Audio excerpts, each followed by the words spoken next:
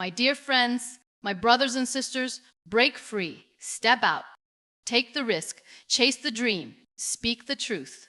And remember, you were not born to survive comfort. You were born to rise above it.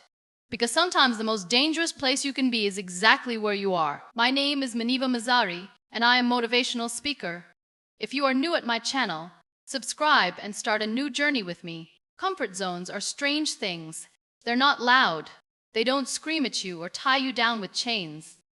They're soft, quiet, gentle, like a favorite hoodie you've worn so many times that it's become your second skin. They feel warm, familiar, and safe, like you found a little island in the middle of a chaotic world where nothing can hurt you. But that's the trap. Because while you're curled up, they're feeling like everything is okay, life is happening somewhere else, growth is happening somewhere else, and without even realizing it, you're getting smaller. The truth is, comfort zones aren't built overnight. They're created over years of learned fears, repeated thoughts, and tiny compromises. Each time we say no to something that scares us, even if it's good for us, we add another brick. Every time we choose silence instead of truth or routine instead of risk, we pour more cement, and slowly, these choices stack up until they form walls. Walls we start to believe are protecting us, but that are really just keeping us from becoming who we're meant to be. We love our comfort zones because they promise control. They give us predictable outcomes, no surprises, no failure. But they also give us no growth, no adventure, no stretching of the soul. And it's funny because even when we feel restless, even when something deep inside us says this isn't enough, we still cling to the familiar. We stay in jobs that drain us, relationships that numb us, habits that shrink us because at least we know what to expect. Because at least we won't have to face the unknown. But that's the thing, right? Life isn't meant to be completely figured out. You don't get to grow unless you're willing to not know, unless you're willing to be uncomfortable. Because discomfort isn't a punishment. It's a teacher. It's the invitation. It's the place where transformation begins. And yet, we keep trying to build lives that avoid discomfort at all costs. We crave comfort so much that we'll choose it. Even when it's hurting us, even when it's killing the parts of us that are meant to be alive. I think deep down we all know when we're stuck. We know when we're meant for more, but we just keep telling ourselves that no isn't the time. That maybe next year, we'll finally go after that dream. That someday we'll speak our truth. But someday never really comes, does it? Because the longer we wait, the deeper the trap becomes. And the scariest part is comfort zones don't come with alarms. They don't warn you when you've been there too long. They just quietly steal your potential. Overcoming this isn't about waking up one day and bulldozing your entire life. It's about awareness. It's about noticing where you've gone numb. It's about asking hard questions. Am I growing here or just surviving? Am I being honest with myself or just safe? It's about realizing that peace and comfort are not the same thing. Peace comes from alignment. Comfort often comes from avoidance. One of the most beautiful things about being human is that we're wired for growth. We are meant to evolve, not just physically, but emotionally, spiritually, creatively. When we deny ourselves that evolution because we're scared of the unknown, we deny ourselves the richness of being alive. But when we step out, even in small ways, we feel it. The stretch, the spark, the aliveness. Not because it's easy, but because it's real. And I get it. It's terrifying. It's terrifying to risk failure, to speak the truth, to leap before the net appears. But here's the thing. They're not weak. They're not weak. They're sacred. They're the parts of you that care, that want to protect you. You don't need to silence them. You need to walk with them. You need to show them that courage doesn't mean being fearless. It means being scared and still choosing something greater. Comfort zones are beautiful because they feel like home, but they're trapped because they're not where your soul wants to stay. Your soul is restless because it was never meant to settle. It was meant to climb, to expand, to breathe deeply and live loudly. So if you feel stuck, it's okay. But don't build a life there. Don't decorate the walls of your limitation. Instead, take one small step into the unknown. You don't have to leap, just lean, just reach, just begin. Because the moment you leave comfort behind, even just a little, you start to remember who you are. Not who the world told you to be. Not who fear shaped you into, but who you were always becoming. We're taught to run from pain, to avoid anything that feels hard, uncertain, or unfamiliar. Discomfort is painted like a warning sign, a thing to escape. But what if we've been looking at it all wrong? What if the very thing we're running from is actually the doorway we've been searching for? Discomfort isn't a punishment. It's an invitation. It's life knocking gently and sometimes not so gently saying, hey, there's more for you. It's that awkward, painful, sometimes confusing space between who you were and who you're becoming. And it's necessary. You don't grow without it. You don't evolve, expand, or heal in the absence of struggle, because growth doesn't happen when things are easy. It happens when things challenge you, when they push you, when they stretch you in ways you didn't ask for, but maybe needed all along. We talk about growth like it's this inspiring, magical process, and sometimes it is. But more often, it's messy, it's uncomfortable. It's sitting in a room with all your fears and still choosing to stay. It's waking up with a heavy heart and still getting up. It's trying, failing, and trying again, even when no one's watching. Discomfort is not glamorous, but it's honest. It's real. It strips away the things you thought mattered and introduces you to the things that actually do. The world tells us to chase comfort, to build lives that are convenient, efficient, predictable. But predictable doesn't mean fulfilling. Easy doesn't mean meaningful. Comfort might keep your heart from breaking, but it also keeps it from opening. And growth, real deep, beautiful growth, it lives on the other side of that opening. We think if something is hard, we must be doing it wrong. But sometimes the hard path is the right one. Not because life is trying to test us, but because we're being called into a higher version of ourselves. Every person you admire, every story that moved you, every transformation that inspired you, it was born in discomfort. No one grows by staying still. No one becomes whole by staying the same. And here's the thing, discomfort isn't just about big dramatic moments. It's also in the small, quiet choices. Choosing honesty over silence, vulnerability over perfection, listening instead of reacting, letting go when everything inside you wants to hold on. These are the places where growth lives. Not in the spotlight, but in the shadows, in the stillness, in the uncomfortable truth. But discomfort doesn't mean suffering. It doesn't mean we have to break ourselves to grow. It just means we have to feel to be present, to stop numbing ourselves with distraction, approval, and fear. Because the moment we allow discomfort to exist without judgment, we begin to heal. We begin to change. We begin to grow into the version of ourselves that is no longer afraid of pain, but is willing to walk through it to find purpose. And when you do that, when you stop running and start listening, you'll notice something. Discomfort has wisdom. It teaches you who you are. It shows you what matters. It burns away the superficial and leaves behind the truth. It says this is where your edges are.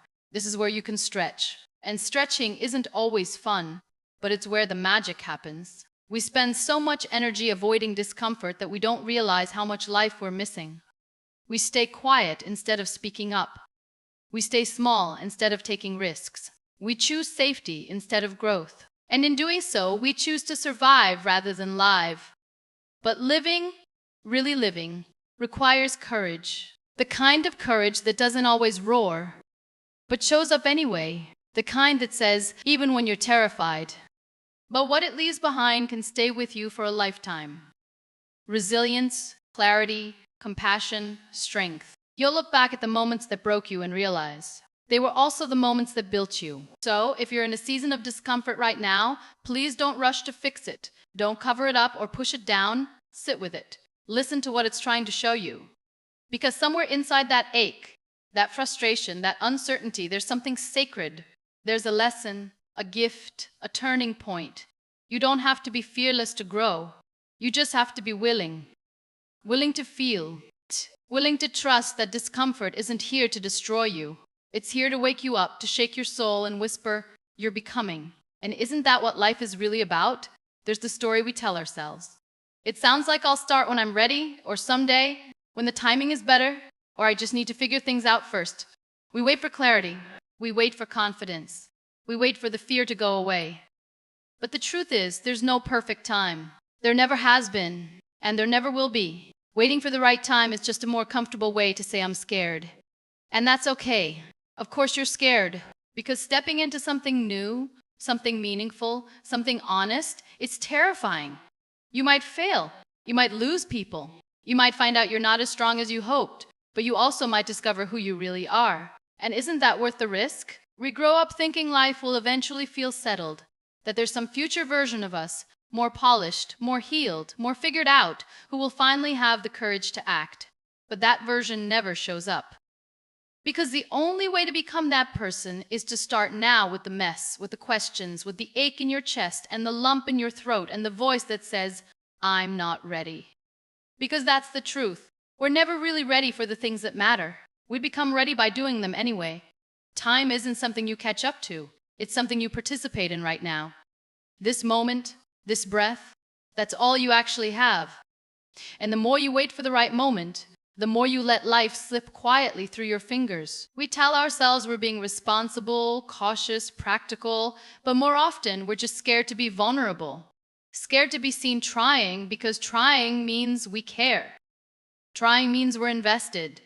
And when you care that much, but what if it's okay to fail? What if starting, even imperfectly, is the win? What if the courage to show up before you're ready is the very thing that changes your life? Sometimes the right time is just another version of self-peep protection, a shield against rejection, a delay in facing the things we don't want to feel. But the longer we wait, the heavier that shield becomes. It turns into regret, into frustration, into this quiet, knowing sense that we're betraying ourselves. And I don't think we're meant to live like that. I don't think we're meant to spend our lives on the edge of the thing we love, too afraid to leap. I think we're meant to fall in love with our lives in the middle of the mess. I think we're meant to start writing the book before we know the ending. To speak the truth before we've practiced the speech 100 times. To love before we've mastered how to protect ourselves from heartbreak. Because life doesn't wait. It's not going to pause and let you catch up. It moves, and if you don't move with it, you end up stuck in a version of yourself that doesn't fit anymore. A version that was shaped by fear instead of possibility. We don't need more time. More honesty about what we really want, about what we're afraid of, about what it's costing us to stay stuck. Because once you get honest, really honest about how much it hurts to keep waiting, you start to see that the only thing between you and the life you want is your willingness to begin. You don't have to do it all today. You don't have to have a 10-step plan or complete confidence or perfect conditions. You just have to begin. You just have to say, I'm scared, but I'm doing it anyway. And that decision, that's where everything shifts. That's where you stop being a passive observer of your life and become an active participant in your own becoming. We wait because we're taught that time will deliver us clarity. But it's not time that brings clarity. It's movement, action, showing up, falling down, getting back up. It's living even if it's messy. Especially if it's messy. Even if it's messy. Deep and find the answers we've been waiting for. So stop waiting for the perfect body, for the perfect moment, for the perfect plan. Stop waiting for permission or certainty or signs that scream lies. Sometimes the only sign you get is the one already inside you. The quiet whisper saying, you're meant for more. You always have been. Fear gets a bad reputation. We talk about it like it's something broken inside us, something to be fixed or erased. But fear isn't the enemy. It's natural. Fear is human. Fear is your body's way of saying, hey, this matters. Fear only shows up when something is close to your heart, when something has meaning, when the outcome could shape you in some way. That means fear is not a flaw. It's a sign you're alive. But somewhere along the way, we learn to treat fear like a stop sign. We tell ourselves, I'm not ready yet, or maybe later, or what if I fail? And so we wait, we hesitate, we shrink. We sit with the thing we're afraid of like it's a wall we can't climb. But the real danger isn't the fear itself, pause that never ends, the silence that grows louder with time. Inaction is where dreams go to die, not because you weren't worthy, but because fear told you a story and you believed it. It told you that discomfort was danger. It told you that rejection would destroy you. It told you that mistakes were fatal. And so you chose safety. You chose comfort. You chose stillness. But deep down, a part of you always wondered, what if I had tried? The thing about fear is that it doesn't go away just because you ignore it. It waits. It lingers.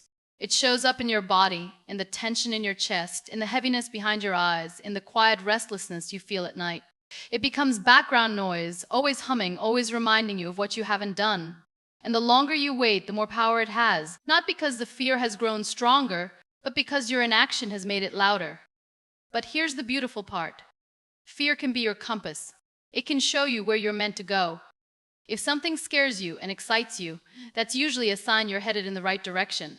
Not because it's safe, not because it's easy, but because it asks something of you, because it asks you to rise. And rising is what you're here for. We think courage means not being afraid. But that's not true. Courage is feeling the fear, holding it gently, and moving forward anyway. It's saying, yes, I'm scared, but this matters more. That's what separates the people who live fully from the people who only imagine what that might feel like. And let's be real. Fear is loud, it's clever, it knows all the right words to say to keep you small. It'll disguise itself as logic, as caution, as maturity. But most of the time, it's just avoidance, a way to protect your heart from the unknown. And yet, ironically, the unknown is where everything beautiful lives, growth, joy, connection, purpose. You won't find those things in the waiting room of life. What we forget is that every great thing you admire in others began with fear. No one builds a meaningful life without being afraid. The difference is that some people let fear sit in the back seat while they drive, and others hand it the keys. So maybe it's not about getting rid of fear.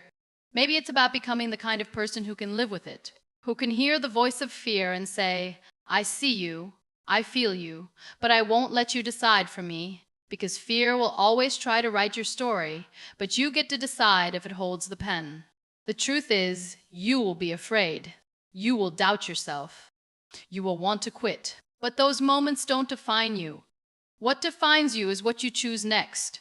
What defines you is how you keep going, even with shaky hands and a trembling voice. What defines you is the choice to act, even when your heart is racing and your thoughts are spiraling. And action doesn't have to be huge. It can be small. It can be quiet. It can be one tiny step in the direction of the life you want. Because every step you take, no matter how small, whispers to fear. You don't control me, and every time you are power, you don't have to wait until you feel fearless to begin. You begin. And little by little, you learn that you can survive fear, that you can breathe through it, that you can live alongside it and still move forward. And one day, you'll look back and realize that fear was never the enemy. It was the invitation, the door, the signal that something beautiful was waiting on the other side. But only if you choose to move. Somewhere along the way, we learn how to shrink. Not intentionally, not all at once, but piece by piece. We start by lowering our expectations just a little. We call it being realistic. Then we stop asking for what we really want because it feels like too much. We settle for less, not because we don't dream, but because we're scared to look greedy for wanting more. And eventually we begin to convince ourselves that this half version of life is all we deserve. But let's be honest, it's not what we wanted, not even close. There's a quiet kind of sadness in settling. It's not loud, not dramatic, it's subtle. It looks like boredom that turns into numbness. It sounds like laughter that doesn't quite reach your chest anymore. It feels like living a life that fits sort of, but not in the way that matters, not in the soul. Settling doesn't mean you're weak. It just means you forgot how much you're worth. Or maybe no one ever told you. Maybe no one ever looked you in the eye and said, hey, you don't have to stay here. You're allowed to want more. You're allowed to want better. You see, you weren't made to just exist. You weren't made to just get through the day. You weren't made to live someone else's idea of a good life. You were made to feel deeply, to grow wildly, to love boldly, to fall and rise and try again, not to go on autopilot until the years blur together, deeply thankful for what you have and still want more for yourself. More peace, more joy, more authenticity. That's not selfish, that's sacred. Settling is often rooted in fear. Fear of failure, fear of rejection, fear of what people will say. If something costs your joy, your truth, your sense of self, then it's not good enough, not for you. And here's the tough truth. Staying in what's familiar but unfulfilling doesn't protect you. It just prolongs the ache. It keeps you stuck in a place where your heart is half awake and your soul is whispering. There's more. You weren't made for almost love, almost dreams, almost joy. You were made for depth, for fire, for the kind of life that makes you feel like you're finally breathing again. It asks everything of you. It means facing uncertainty and grief and loneliness. It means standing in the space between what was and what could be. And that space is uncomfortable. But it's also where you grow. It's where you get honest. It's where you start listening to yourself again.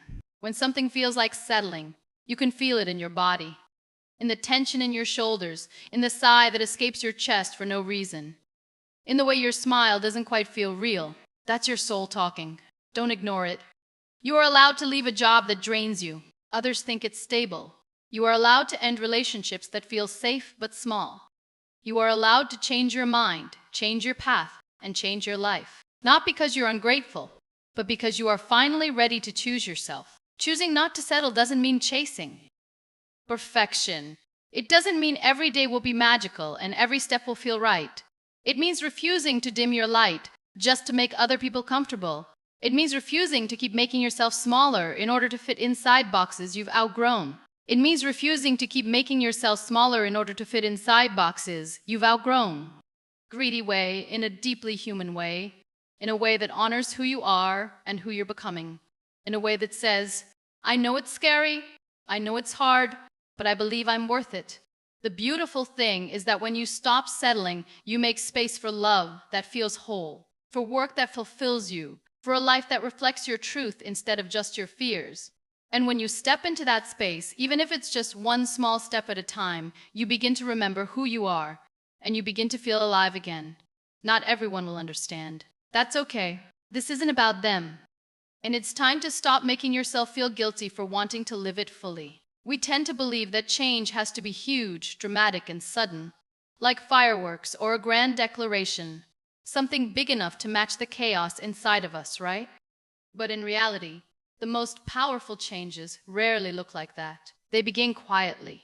They begin with a single decision, a whisper in the middle of the noise, a small step that doesn't even feel like much until later when you look back and realize it changed everything. The truth is, transformation doesn't come all at once. It doesn't arrive in some shining moment where everything makes sense. It begins in discomfort, in restlessness, in those moments when you're lying awake at night and something inside you just knows this can't be it. And sometimes that realization doesn't feel empowering at all. Sometimes it feels terrifying because acknowledging that something needs to change means you can no longer stay where you are. But here's the beautiful and painful thing about being human. We are built to evolve. We are wired for growth. And yet we fight it. We resist it because we're scared. Not always of the unknown, but often of losing the familiar. Even when the familiar is making us miserable. It's okay to be scared. Change demands courage. Not because it's flashy or glamorous, but because it asks you to do the hard thing when it would be easier to stay the same. It asks you to risk being wrong, to risk looking foolish, to risk failure. And yet, you take the step anyway. The first step isn't usually pretty. Sometimes it looks like crying in the shower after finally admitting you're not okay. Sometimes it's putting down the drink or getting out of bed or saying no when you always say yes. We tell ourselves we'll take action when we have a plan, or when the pain is gone, or when the timing is better. But readiness is a myth. If you wait until you're not scared, you'll wait forever. The first step is always going to feel awkward. It will always come with doubt and discomfort. That's how you know it matters. The world may never validate your bravery. No one may clap for you when you decide to choose yourself. You might not get applause when you start the healing process or when you walk away from something that's slowly breaking you. But you don't need applause. You need honesty. You need truth. And you need to be willing to move forward even when no one else is watching. Because once you take that first brave step, something inside you changes. You begin to trust yourself again. You start proving to your own soul that you are not a prisoner of your past, that you are not defined by the worst thing that's happened to you, that you have agency, that you are capable of creating a life that feels good in your bones, not just looks good from the outside, and you'll stumble, of course. You'll take one step forward and 3 steps back. You'll question everything. You'll want to give up. That's okay. Falling is part of it. But every time you choose to keep going, even just an inch at a time, you are changing. You are healing. You are becoming. You are changing. But momentum builds with movement. The more you step into the unknown, the less intimidating it becomes. One decision, one action, one moment of choosing yourself, your truth, your healing over comfort. That's where all great change begins. Not with perfection, not with certainty, but with bravery. Raw, imperfect, unglamorous bravery. And maybe one day you'll look back at that moment, at that one tiny brave step, and realize that was the day everything shifted. Not because the world changed, but because you.